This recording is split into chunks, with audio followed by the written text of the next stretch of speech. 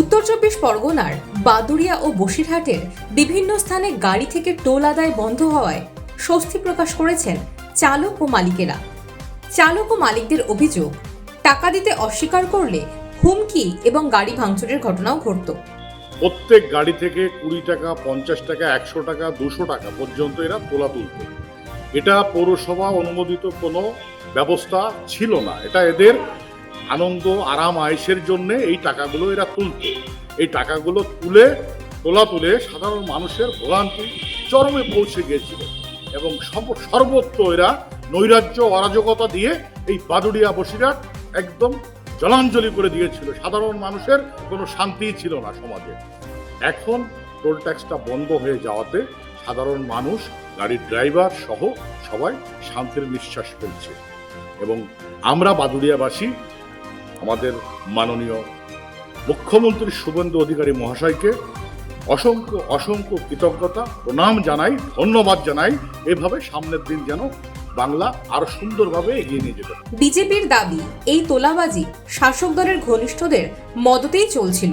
পৌরসভায় অবস্থিত 3 নম্বর ওয়ার্ডে একটি টোল বেআইনি টোল হিসাবে এরা তোলাবাজি জুলুমবাজি করে এরা সবসময় তুলতো। আর কি এই টোলের একটা কোনো অবৈধ টোল যারা বলা হয়, এটা চেয়ারম্যানের পকেটে এটা তোলাবাজি হিসাবে এদের যদি টাকা দেওয়া হয়, টেন্ডার যদি করা হয় 1 লাখ টাকা, কিন্তু এটার টাকা জমা হয় ব্যাকগ্রাউন্ডে 2 লাখ টাকা।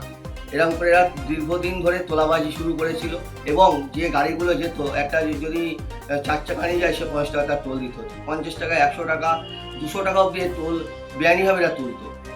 এই কারণেই যে আমাদের রাজ্যের মুখ্যমন্ত্রী শুভেন্দু অধিকারী আসার পরেই যে বেআইনি টোল তারা বন্ধ করাতেই আমাদের এলাকায় মানুষ খুবই খুশি।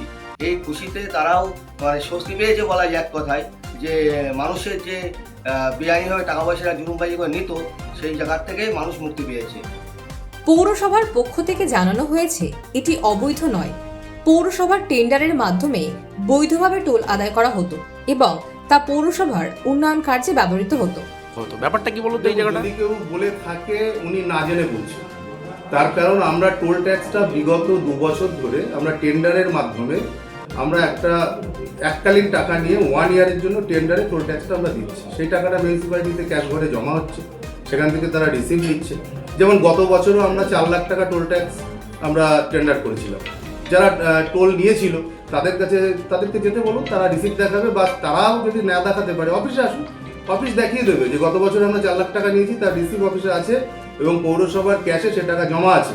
অর্থাৎ পৌরসভায় অফিসিয়ালি যখন কোনো টাকা জমা হয় সেটাকে তোলাবাজি বলে কিনা আমার জানা নেই। আর এবছরেও আমাদের টেন্ডার প্রসেস প্রায় কমপ্লিট, কিন্তু নির্বাচন ঘোষণা হওয়ার কারণে আমরা ওদের কাছ থেকে টাকাটা জমা করতে পারিনি বা রিসিভ দিতে পারিনি। আমাদের মিউনিসিপ্যাল রুলস